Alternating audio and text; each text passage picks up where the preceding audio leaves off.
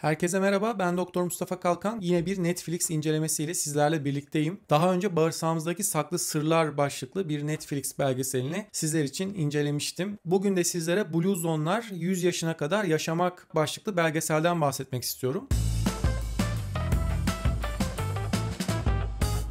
Blue Zone kavramı nedir? Dünyada 100 yaşını geçen insanların normal popülasyona göre çok daha fazla yaşadığı coğrafyalara Blue Zone'lar yani mavi bölgeler ismini veriyoruz. Bu kavram 1999 yılında Gianni Pes isimli bir bilim insanı İtalya Sardinya adasındaki insan ömrünün normal popülasyona göre çok daha fazla olduğunu keşfetmesi üzerine orada bu özelliğe sahip köyleri maviye boyadığında bir yerde mavinin yoğunlaştığını görerek isimlendiriyor. Sonrasında da bu kavram artık günümüzde uzun yaşamın sırlarını anlatan temel terminoloji haline gelmiş durumda. Dünyada Blue Zone olarak isimlendirdiğimiz 5 bölge var. Bunlardan bir tanesi Japonya, Okinawa, diğeri İtalya, Sardinya, üçüncüsü Icaria, Yunanistan, dördüncüsü Nicoya, Costa Rica ve beşincisi de Amerika Loma Linda bölgesi. Bu 5 Blue Zone bölgesinin ortak özellikleri olduğu gibi her birinin kendine göre bazı artıları da var. Belgeselimiz Dan Buettner isimli bir aslında kaşif ve yazar son 20-25 yılını bu Blue Zone'lara adamış, bu Blue Zone'ları keşfetmeye ve bu kişilerin ortak özelliklerini araştırmaya adamış bir yazar. Bununla ilgili yayınlanan kitapları da bulunuyor. Aslında Dan Buettner bisikletle 5 kıtayı birden geçerek de rekor kırmış da bir gezgin. Bir gün gazete okurken Okinawa hakkında bir yazı görüyor. Japonya Okinawa'daki insan ömrünün Japonlara göre de daha uzun olduğunu okuyor. Sonra bunu araştırmak için Okinawa yollarına düşüyor. Okinawa'ya gittiğinde bunun sebebini araştırıyor ve oradaki insanlarla röportajlar yapıyor. Japonya'da insan ömrünün haritasına baktığında kuzeyden güneye doğru da Japonya'nın kendi içerisinde de ömrün arttığını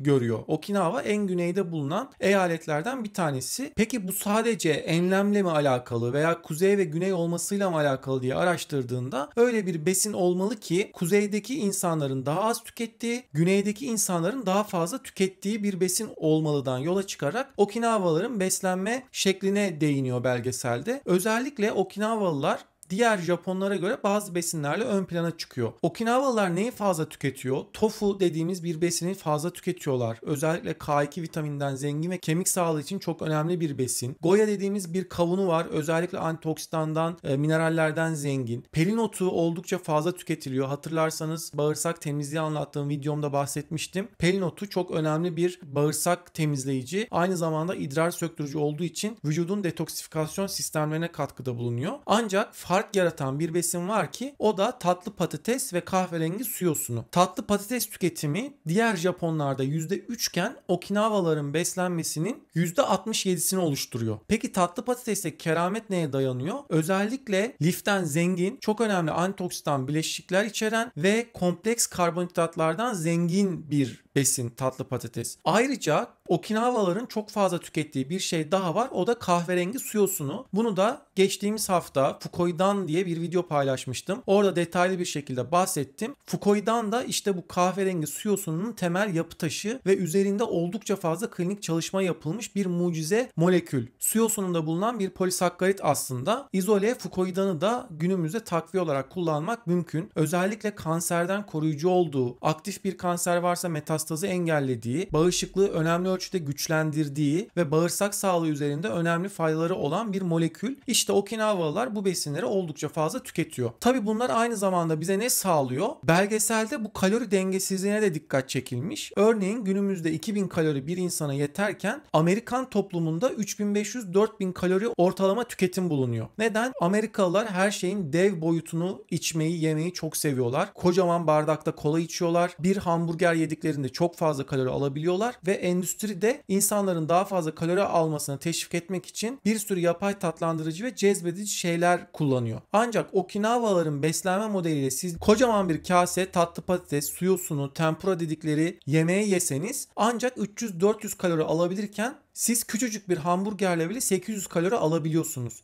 Aslında bu işte kompleks karbonhidratlar, yeşilliklerden zengin beslenme bize bu anlamda da bir avantaj sağlıyor. Hem daha az kalori alıyorsunuz, hem almanız gereken kadar kalori alıyorsunuz, hem daha uzun süre yediğiniz için daha uzun süre tok kalabiliyorsunuz. Belgeselde Okinawalılarla Amerikalılar arasında böyle de bir ilişki kurulmuş. Aslında Okinawalıların çok önemli bir felsefesi var. Hara, Hachi, Bu dedikleri felsefe normalde 10'da 8 demek. Bu şu anlama geliyor. Sofraya oturduklarında %80 yiyorlar. Yani doymadan kalkıyorlar. Bu yaşam felsefesini aslında biz de hayatımıza dahil etmemiz gerekiyor. Gerçekten sağlığın sırrı biraz aç kalmaktan geçtiğini artık günümüzde çok daha iyi biliyoruz. Okinavalılar genelde yerde oturarak işlerini yapıyorlar. Belgeselde ileri yaşına rağmen dikiş diken, ayakkabıcılık yapan, mesleğini icra eden bir sürü ileri yaş Okinavalıyı gösteriyorlar ve yerde oturmak ne sağlıyor? Sürekli gün içinde istemeden de olsa otur kalk yapıyorsunuz. Yani normalde bizim spor salonuna gidip yaptığımız squat dediğimiz hareketi Okinavalılar istemsiz olarak günde 30-40 kere yapıyorlar. Sürekli oturup kalkarken. Bu da Okinavalıların en büyük farklarından bir tanesi. Hatta Amerika'da yapılan bir çalışmada ilk 10 ölüm sebebi arasında evde düşerek ölme yer alıyor. Bu neden? Çünkü Amerikalılar akşama kadar sallanan koltuklarına oturup televizyon izliyorlar ve özellikle baldır kasları gelişmiyor. Dolayısıyla en ufak bir ayağa takıldığında dengesini sağlamakta güçlük çekiyorlar ve düşüp kemiklerini kırıyorlar ve belki de bir daha iyileşemeyebiliyorlar. İşte Okinavalıların bu sürekli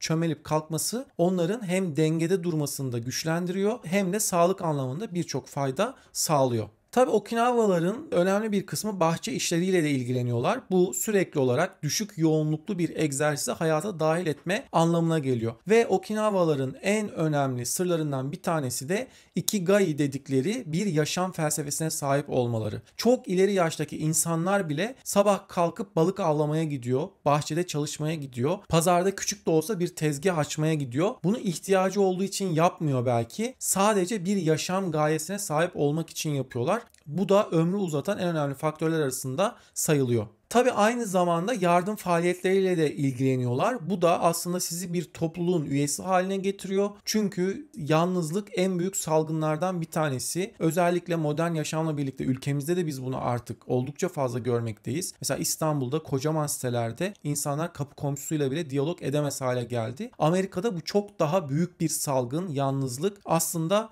bu yardım faaliyetleri bir topluluğun üyesi olmakta ömrü uzatan en önemli faktörlerden bir tanesi. Bir diğer Blue Zone bölgesi ise İtalya Sardinya adası. Burada da yapılan araştırmalarda aynı bölgede yüksekteki insanların ortalama ömrüyle daha düşük rakımlı yerlerdeki insanların ortalama ömrünün de aynı havaya sahip olmasına rağmen, aynı bölgede aynı yaşam tarzına sahip olmalarına rağmen farklı olduğu görülmüş. Bu rakımla mı alakalı diye araştırdıklarında aslında şuna ulaşıyoruz. Daha yüksek rakımdaki insanlar dik yamaçlara ev yapmışlar. Dolayısıyla sürekli ister istemez tırmanmak zorundalar. Evlerine çıkmak için en az 40 basamak merdiven çıkıyorlar. Kiliseye gitmek için bir dik yamacı tırmanıp ibadetlerini yapmaya gidiyorlar ve sürekli tırmanıyorlar. İşte bu da Sardinya adasındaki insanların sırları arasında sayılıyor. Aslında biz de asansör yerine merdiven kullanmaya başlayarak bugün ilk adımı atabiliriz. Sardinya adasının ilginç bir özelliği de makarna ve ekmek tüketiyorlar. Akıllara şu soru geliyor. Hani karbonhidrat zararlıydı? Ancak burada da bir detay ön plana çıkıyor.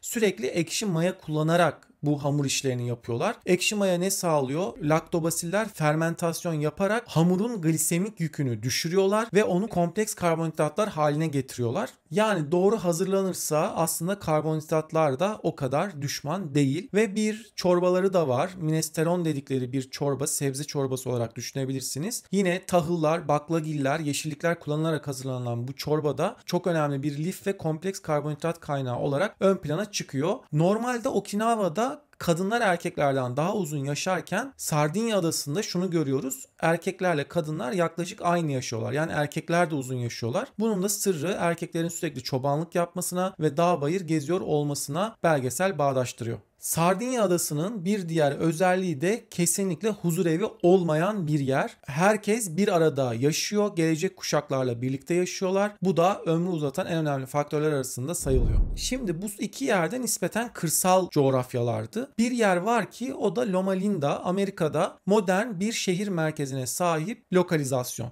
Şimdi Loma Linda'daki keramet de şuraya dayandırılıyor. Loma Linda'da çok ciddi bir spor yapma geleneği var. Yani çok ileri yaşta yaşındaki insanlar bile 3 saat tenis oynayabiliyorlar ve burada Adventistler dediğimiz bir grup var. Kiliseye bağlı yaşayan insanlar. Bunlar hem ruhani faaliyetlerde de çok yüksek oranda bulunuyorlar, hem sporunu kesinlikle aksatmıyorlar. Yani bizim abone olup salona gitmeye üşendiğimiz bir zamanda saatlerce tenis oynayabiliyorlar. Hem ibadetin hem sporun en önemli katkısı bir topluluğun üyesi olmak ve sürekli birlikte vakit geçirmek. Ayrıca bu Adventistler vegan besleniyorlar. Marketlerde hayvansal kaynak bulmak çok zor. Beslenme içeriklerinin sadece %5'inin hayvansal gıdalardan geldiği belgeselde söyleniyor. Aynı zamanda cuma akşamından cumartesi akşamına kadar bunların kutsal günü. Orada da herkes bir aktiviteyle, ibadetle iştigal oluyor ve kendi işlerine ara veriyorlar. Bu gibi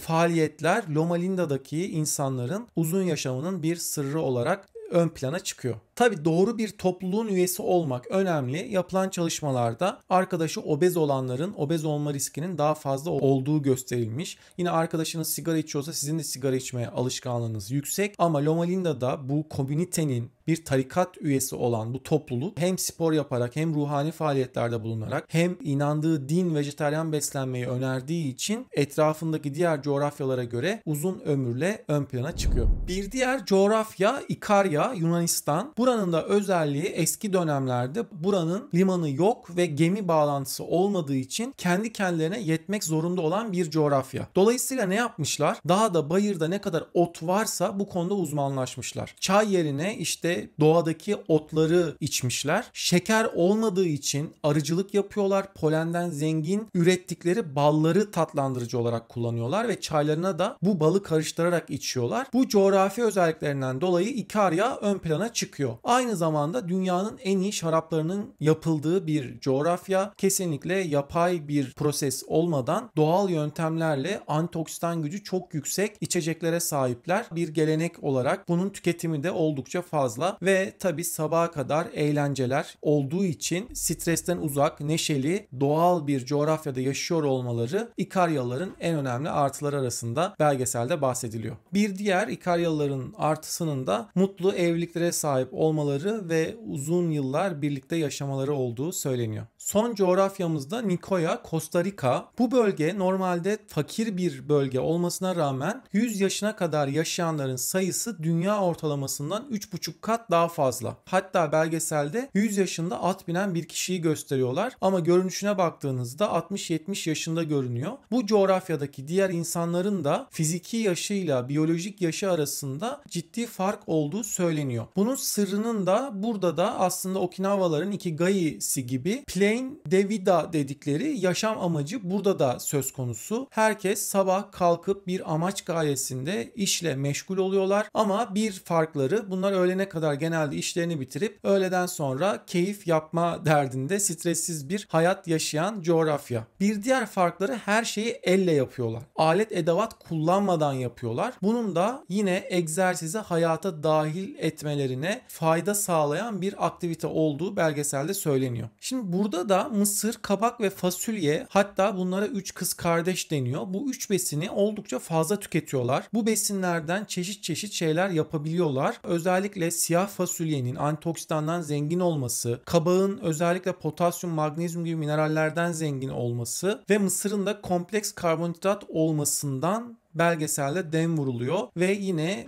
sağlıklı bir beslenme modeli olduğunun altı çiziliyor. Costa Rica fakir bir yer olmasına rağmen sağlık sistemi nispeten koruyucu hekimliği ön plana alan bir yapıya sahip. Özellikle ilk 24 ayda protein alımı takip ediliyor, besin eksiklikleri kesinlikle yerine konuluyor ve 100 yaşına gelen insanlar bile köylerinde sağlık ekipleri tarafından ziyaret edilip sürekli rutin kontrollere tabi tutuluyorlar. Bu da Nicoya'nın öne çıkan yanları arasında sayılıyor. Ancak şu tehlikeye dikkat çekiyorlar. Bu kuşaktan sonra gelecek kuşakta bu Blue Zone olma özelliği ortadan kalkabilir. Çünkü belgeselde de torunlarıyla röportaj yaptıklarında torunu cips yemeyi, işte paketli gıdalar tüketmeyi daha çok tercih ediyor ve bu Blue Zone özelliğinin ortadan kalkabileceği bahsediliyor. Belgeselin sonunda işte bu 5 coğrafyanın her birinin kendine göre bazı özellikleri olsa da bunların ortak 4 noktasını analiz ediyorlar. Bu 4 ortak nokta nedir? 1. Doğal olarak hareket etmek. Yani egzersiz zaten hayatlarının bir parçası. Ekstra efor harcamadan, ekstra spor yapmadan zaten Sardinya'dakiler merdiven çıktığı için, Okinawa'dakiler sürekli oturup kalktığı için, Costa Rica'dakiler yine alet edevat kullanmadıkları için her birinin ortak özelliği egzersizi doğal olarak hayatlarına dahil etmeleri. 2. Outlook, yani amaç, gayeye sahip olmaları. Bütün coğrafyalarda şunu görüyoruz. Her biri ya ibadet ediyor, ya sabah kalkıp pazara gidiyor, ya tarlaya gidiyor. Yani her birinin bir yaşama gayesi var, bir amacı var. Bu da bu coğrafyaların ortak özellikleri arasında. 3. Akılcı beslenme, akılcı yemek. Sanki besinleri ilacı haline getirmişler. Her coğrafyanın kendine göre ön plana çıkan besinleri var ama hepsinin ortak noktası liften zengin olması, kompleks karbonhidratlar içermesi, nitelik olarak yüksek niteliğe sahip olması, basit gıdalar olmaması ve vitamin, mineral, protein açısından zengin olmaları. 4. Bağ kurma. Yine her coğrafyada gördüğümüz şey şu: ya bir topluluğa üyeler, ya gönüllü yardım faaliyetlerinde bulunuyorlar, ya geniş ailelerde yaşıyorlar. Yani sürekli bir bağlantı halindeler. Bu da insan ömrünü uzatan en önemli faktörler arasında sayılıyor. Belgesel Dan Buettner'ın acaba biz bu Blue Zone'lardan öğrendiklerimizi bir eyalette uygulasak orada da ömrü uzatabilir miyiz teorisi anlatılıyor. Dan Buettner Minnesota'da bir yerleşim yerinde önce bir toplantı yaparak orayı da Blue Zone haline getirmek istediğini anlatıyor ve aldığı bazı önlemlerle, işte topluluk faaliyetlerini artırarak, egzersizi artırarak, marketlerdeki gıdaları düzenleyerek, yaptığı çalışmalarla ve metabolik ölçümlerle o bölgedeki insanların da ömrünü 3 yıl uzatabildiklerinden bahsediyor ve belgesel Singapur örneğiyle kapanıyor. Singapur dünyanın en gelişmiş coğrafyalarından bir tanesi olmasına rağmen, en kalabalık nüfuslardan biri olmasına rağmen yine insan ömrünün en uzun olduğu yerlerden bir tanesi. Ama 1960'larda bu böyle değilken 60'lardan itibaren düzenli olarak insan ömrü uzuyor. Bunun sebebini de Singapurlu yetkililerle yaptığı röportajda anlamlandırmaya çalışıyor. Onların söyledikleri şu: Singapur çok kalabalık olmasına rağmen kesinlikle trafik yok. Neden? Araç almak çok pahalı. Toplu taşıma faaliyetleri çok yaygın. Singapurluların önemli bir kısmı işe trenle, metro ile gelip gidiyorlar. Metro istasyonuna yürürken günde 10.000 adım atıyorlar. İstasyona yürürken parkların içerisinden geçiyorlar ve sürekli hareket ediyorlar. Ayrıca Singapur yaptığı yasalarla koruyucu hekimlik faaliyetlerini ön plana çıkarmış. İçeceklerdeki şeker oranını sınırlayan yasalar çıkarmış. Sağlıklı gıda üreten restoranlara teşvikler verilmiş. Aynı zamanda araba almak bir o kadar zorken ev almak bir o kadar kolaylaştırılmış ki insanlar sürekli taşınmasınlar ve komşuluk ilişkileri gelişsin. %80 Singapurlu kendi evinin sahibi ve o evde uzun yıllar, belki 40-50 yıl yaşıyorlar. Bu da ilişkilerin gelişmesinde, işte biraz önce saydığımız 4 faktörden biri olan bağlanmanın gelişmesine büyük katkı sağlıyor. Ve Singapur diyabetle, kronik hastalıklarla daha olmadan baş etmenin yollarını arıyor ve buna yönelik sağlık politikalarını geliştiriyor. Keşke bizim ülkemizde de aynı şekilde koruyucu hekimlik ön plana çıkarılsa. Biz bir diyabet olan hastanın ölene kadar insülin enjeksiyonunu karşılıyoruz. Diyabet ilaçlarını karşılıyoruz. Diyabetin yarattığı diyabetik nöropati gibi komplikasyonlara bir sürü para harcıyoruz. Ancak o kişinin diyabet olmaması adına koruyucu hekimliği maalesef ihmal ediyoruz. Halbuki gerçekten vitamin mineral eksiklikleri doğru zamanda, doğru şekilde yerine konsa, kişilere sağlıklı yaşam farkındalığını anlatabilsek, en basitinden insülinin glikozu hücre içine sokabilmesini sağlayan temel mineral olan magnezyumun iyi emilen, gerçekten vücutta etki eden formunu bile insanlara karşılasak, koruyucu hekimlik anlamında önemli bir şey yapmış olabiliriz. Ancak biz tam tersi bir mantaliteyle ömür boyu ilaç parası ödemeyi tercih ediyoruz. Ülkemizde de Blue Zone'a aday coğrafyalar yok mu? Var. Örneğin Nazilli-Atça bölgesi en uzun ömrün olduğu yerlerden bir tanesi. Herhalde orada da Aydın'ımızın yüksek polifenol içeriğine sahip zeytinleri, zeytinyağı tüketiminin fazla olması temel sebepler arasında sayılabilir. Tarafımca kaleme alınan Akılcı ve Bilimsel Takviye Rehberi isimli kitabı tüm online platformlardan ve kitap evlerinden temin edebilirsiniz. Ayrıca beni Instagram Dr. Mustafa Kalkan sayfasından da takip edebilirsiniz. Gelecek videolarda görüşmek üzere. Hoşça kalın, sağlıkla kalın.